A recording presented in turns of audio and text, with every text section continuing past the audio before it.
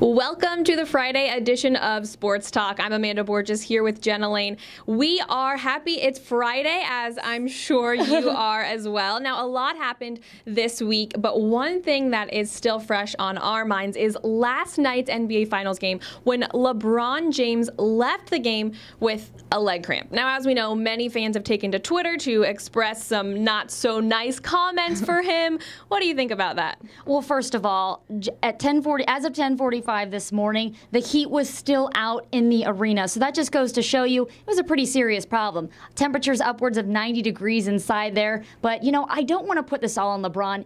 Defense has been a concern for this Heat team really for quite some time. And I think, LeBron has been taxed quite a bit by the fact that Dwayne Wade was out for 28 games. I mean, we're nearing the end of a season here. So I think, at that point in time, even those minor injuries really start to take a toll. But let's not discredit the Spurs either and what they've done. I mean, really just a comprehensive team effort. And then Danny Green, with what he was able to do in those final 11 minutes, going 4 for 4, 11 points, that was incredible. It's going to be fun to watch on Sunday when they have game 2.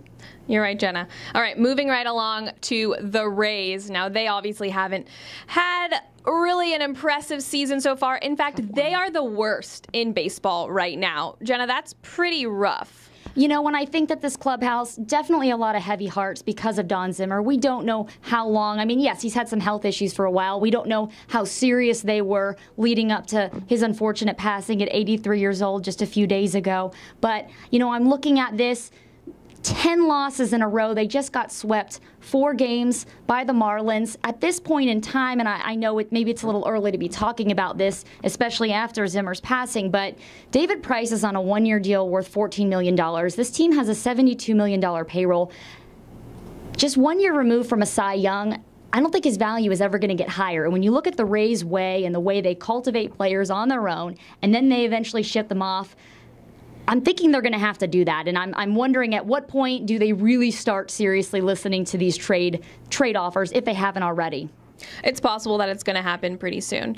So the Bucs finished OTAs this week, and next week they start mandatory minicamp. Jenna, what are you expecting? Well, one of the things I'm looking forward to most, now is at OTAs this week, but Jeff Tedford's offense, the Bucs are doing a great job of keeping that under wraps. And, there is a little bit of a secrecy there because of the fact that Tedford has never coached in the NFL before. And I'm often wondering, how is this offense going to look between, Lovie Smith and what he did in Chicago, and then, you throw in Tedford there. So I'm looking forward to seeing how that marriage is going to evolve into an offensive scheme. Hopefully we'll see a little bit more during OTAs. I talked to the quarterbacks coach, Marcus Arroyo. He said pretty much the offensive playbook has been installed, but up until really going up until training camp, I still think that the guys are learning these concepts and things like that, especially because they're integrating rookies.